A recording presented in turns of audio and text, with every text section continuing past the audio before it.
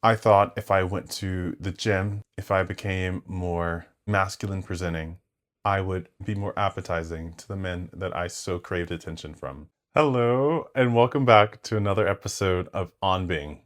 My name is Wilfred, and in today's episode, I'm going to differentiate sex and intimacy. I knew I was gay from a very young age, and I was curious to explore it. I was not allowed to do so while I lived with my parents. In secret, I'd have sexapades where I would go out and meet random men.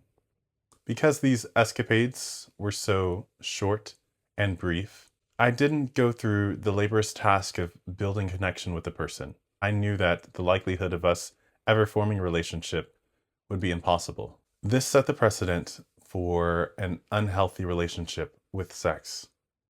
I equated it with intimacy. I thought in order to form an intimate relationship with another person, I had to have sex with them first. In fact, many of my first relationships with boyfriends, friends with benefits, were based and started with sex. As you can imagine, this led to a sex addiction. I was craving connection. I thought in order to have the intimacy that I so much desired, I needed to have sex. This impacted my relationships and changed my view of my self-worth. It is so easy to disembody a person when you relegate them only to their exteriors. It wasn't until my own experience with infidelity that I realized sex had consequences. Until then, I relegated sex to being something that was fun and frivolous, pleasurable, but momentary. Sex can be all of those things. It can be fun and pleasurable. If you are only receiving the intimacy that you crave from a brief sexual encounter, you are starving yourself. Everything is momentary. But something about running wears you down. I realized I could never get enough of it. It never fulfilled me in the way that I wanted it to. I've mentioned it on this series before, but I have had a medical condition for the last 2 years that have compromised my ability to perform in the way that I am used to. My partner and I have had to shift our dynamic in order to accommodate both our pleasures and desires. He has seen and witnessed me transform my role dynamic, my ability to give and receive love in the bedroom. You are free to use your body as a tool. But if your mind is a working organism and you don't wield it into submission prior to these escapades, you will suffer. As I did. As I think many gay men do.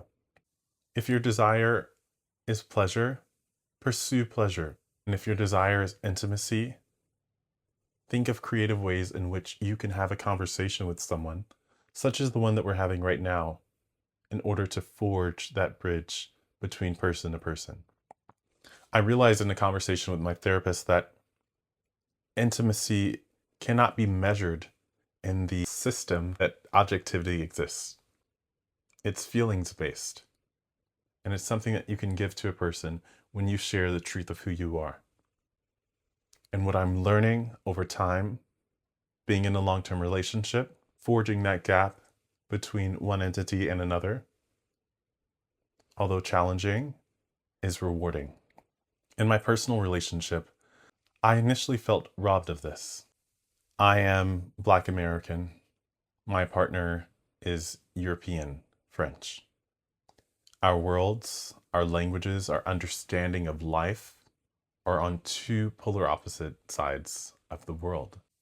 But as we spend time in each other's elements and pursue adventures outside of the traditional conversation, perhaps an activity, a movie, I'm able to open myself to his world. I am not an expert on intimacy. I love and crave connection, And I'm only familiar with finding this connection in sex. But I'm pushing myself to come outside of my comfort zone in order to meet someone else where they are. And it's challenging for me, but it's what I want for my life. I want to be someone who can give and receive love, the truth of who someone is, friendship without relegating the experience to sex.